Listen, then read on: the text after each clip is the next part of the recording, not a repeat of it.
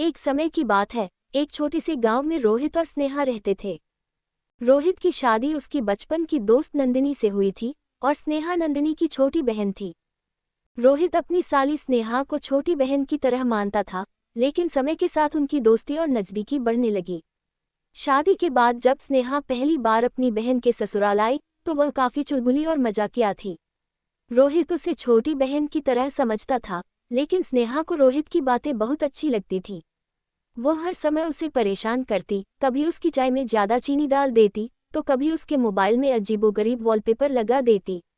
धीरे धीरे उनकी नोकझोंक दोस्ती में बदल गई। रोहित एक शांत स्वभाव का व्यक्ति था, जबकि स्नेहा मस्तीखोर थी। नंदिनी को हमेशा लगता कि उनकी आपस में ज़्यादा नहीं बनती, लेकिन हकीकत इससे उलट थी। जब भी स्नेहा किसी परेशानी में होती, रोहित ही उसे समझाता और सही राह दिखाता। मन की उलझनें और छुपे हुए जज्बात समय बीतता गया, और स्नेहा को एहसास हुआ कि वह रोहित के लिए सिर्फ दोस्ती से बढ़कर कुछ महसूस करने लगी थी। लेकिन यह एहसास उसके लिए उलझन भरा था, क्योंकि रोहित उसकी बहन का पति था।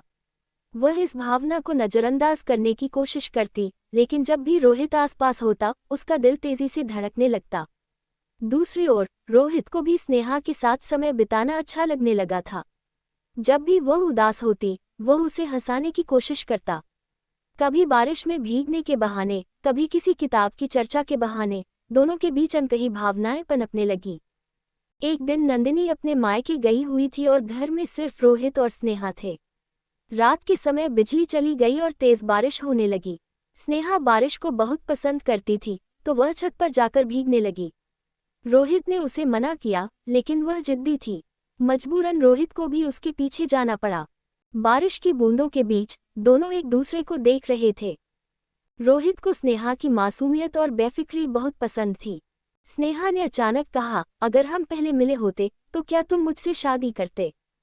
रोहित चौंक गया। वह जानता था कि यह एक मजाक भी हो सकता है, लेकिन स्नेहा की आंखों में कुछ ऐसा था जो मजाक से ज्यादा गहरा था।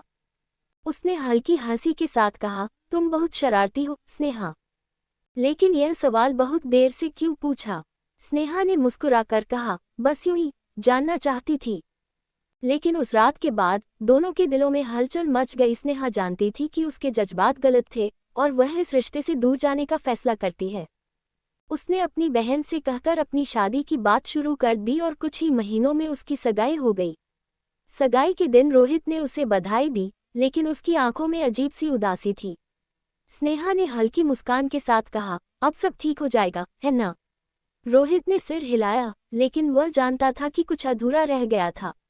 स्नेहा शादी करके अपने नए जीवन में चली गई, लेकिन रोहित के दिल में एक खालीपन रह गया। दोनों ने कभी अपने जज्बात जाहिर नहीं किए, लेकिन वे हमेशा एक दूसरे के दिल में खास जगह बनाए रहे।